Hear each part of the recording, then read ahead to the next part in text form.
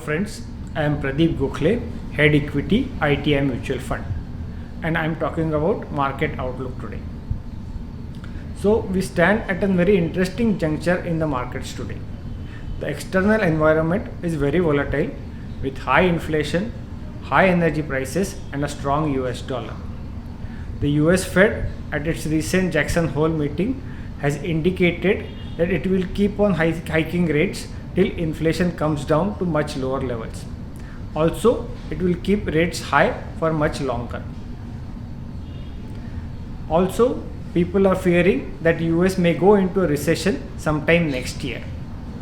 When Europe and China are already in a low growth phase, US recession is not a good news for economic markets. We are also in the phase of transition from the traditional energy sources to more environmental friendly energy sources. This transition always takes a long time, maybe more than a decade or so, and the transition phase itself creates its own problems. The demand for traditional sources of energy, that is oil, gas, coal, is still increasing. However, in the last few years, due to environmental concerns, there has been much less activity on exploration and development. Therefore, the supply growth in oil and gas is much lower. Thus, oil and gas prices were already high. On top of that, we have this geopolitical conflict in Ukraine and Russia. Thus, oil prices, which were already at around $80 a barrel in December, have now gone ahead in $100 a range post the Russian war. We also have a possible drought-like situation in many parts of Europe and China.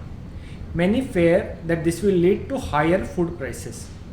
High inflation in food and energy, two basic necessities for mankind, can lead to lower disposable income in the hands of people and also lower economic growth.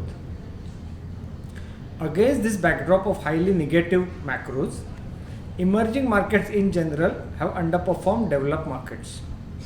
However, as we have been saying for the last few months, India today is much better placed to face this situation than most emerging markets, or for that matter, I may say many developed markets also. India's market share in global mercantile exports, which was stagnant for almost a decade between CY10 to CY20, increased in CY21. Global trends such as China Plus One strategies of multinationals, as also government policies such as PLI, are likely to lead to better export performance. This will fund our rising energy import bill. IT exports and remittances remain strong. Thus, even with crude oil at the 110 to 120 range, current account deficit for India is expected to be in the range of 3 to 3.5% for FY23. This is much lower than the 4.5% levels that we saw in FY12 and 13 and is easily financeable. Also, despite high energy prices and some slowdown in developed markets and China, India's economic growth remains strong. This is reflected in many indicators such as PMI numbers, electricity consumption, GST collections, property registration, etc. Our fiscal situation also remains under control with tax collections rising strongly. Fiscal deficit, though higher than pre-COVID levels, is oriented towards higher infrastructure spends. Also, forex reserves are high at around $560 billion. External debt levels are low. So, forex reserves are sufficient to fund the CAD as well as debt repayments. Inflation differentials between India and the rest of the world are today much lower than what we had seen in FY12-13. Therefore, while interest rates may rise in India, the degree of increase will be much lower than what we have seen in the previous episodes like FY12-13 rate cycle. India's corporate sector is in very good shape. Aggregate profits of NSE 500 companies, which were around 5.2 lakh crores in FY19, are set to double at over 10.6 lakh crores in FY23. Leverage levels of corporate sectors are also low.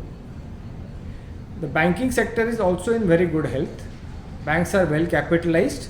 Historical NPAs are provided for.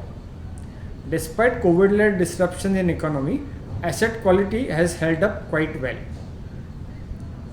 India's economy has gone through a host of disruptive reforms such as demonetization, GST, RERA, insolvency law, etc. in the last few years, and now it has stabilized.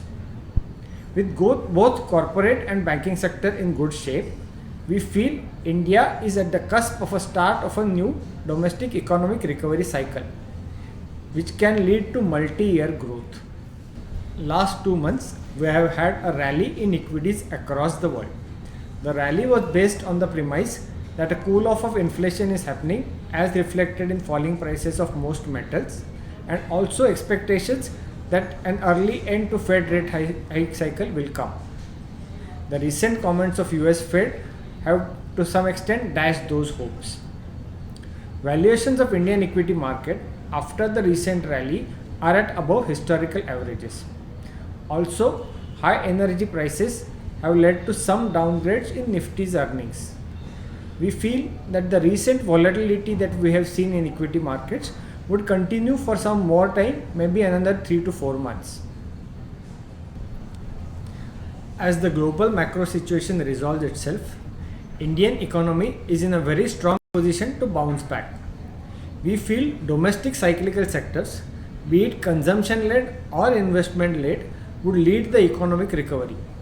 The key advantage of India is that we have a large domestic demand base and our economy is much less dependent on exports or global commodity cycles.